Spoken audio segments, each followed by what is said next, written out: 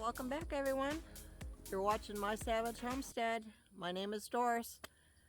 As you can tell, I'm back in my garden this morning. What's going to happen is I'm going to have to clear out beds and get the beds covered up for the winter. I can't believe it's that time again. It's the 24th of July here in the South Central Texas, and I'm already pulling dying and spent plants out of my garden, dismantling the trellises that once held my pickles and green beans. July and August here are the hottest months for South Central Texas. But this year, the growing season was a little different from the past two seasons we've had with the drought. We actually got the predicted rain we had always gotten every year. And it's almost the end of July, and I can count on one hand when the temperature got above 100 degrees this year. I can count 3 to be exact. Just pulled all the 4 long beds that are 12-foot long. I pulled all the first round of corn I harvested about 2 weeks ago. I am now planting squash in these 2 beds and another succession of corn, my third growing in the remaining last 2 beds. As you can see, I'm still pulling green beans, peppers, and tomatoes. Even the winter squash is ready. My husband is weed eating around the perimeter of my garden this morning. He's doing this while I'm dismantling the trellises in the garden around the raised beds. This year, we've had a hard time with Bermuda grass, and I've decided I'm not growing anything in these 14 beds for late summer harvest. Bob will weed eat the raised beds for me, and I'll come back tomorrow and place some black plastic over the beds, and I'll put them to rest for the winter. I'm just going to leave them dormant. I'd love to plant some carrots, but this isn't the weather for them yet. Usually I plant carrots in October, and then I do another crop in January. So I decided I'm going to plant some more squash this late July. I had a hard time with my squash this year. First time in 17 years. Between the frost, the aphids, and just poor seed germination, my squash just wasn't on the menu this year. As I look around my garden, I see other plants on their way out as well, like my watermelons, some cherry tomato plants. They'll get pulled as well, and I'll just put those raised beds to sleep for the winter as the other beds. I'm guessing Mother Nature awarded me a great crop this year because she kicked me in my teeth 2 years in a row. And because I stuck it out, never gave up, she knocked me down and I got back up even more determined the next year. I'm guessing she rewarded me this year with a harvest I could share with others. Okay, everyone, we're back in. So I got so much stuff to preserve, but I think today I'm going to do garlic butter green beans instead of a couple of my salsas, because the peppers, they can stay in the fridge a little bit longer than the green beans can once they're picked. So I do have other videos of how to make tomato juice, how to make a couple more salsas and stuff, but that's going to have to come down the line because I've got stuff in my fridge right now that is urgent to get canned, and one of those is green beans. So let's go ahead and get started. I'm going to show you how to make your garlic butter green beans.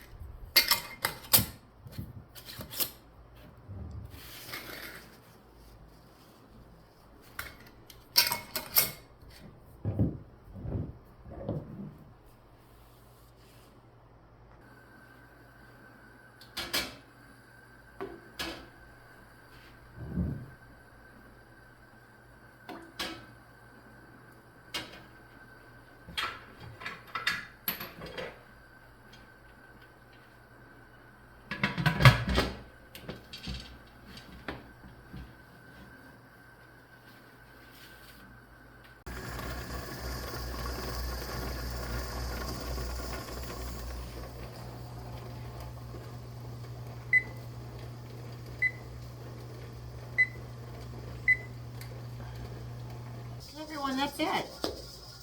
Your garlic butter green beans. Very simple recipe.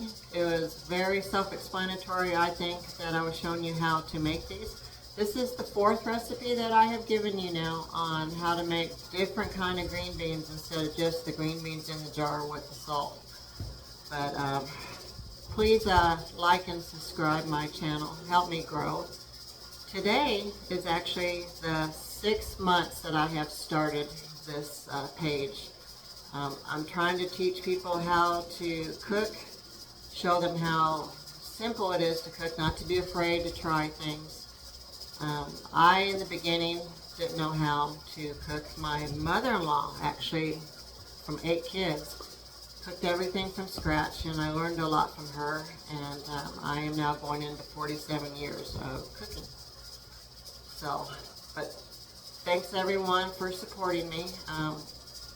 Please share my videos, help me expand. I've got more to show you. But y'all have a good night, and thank you.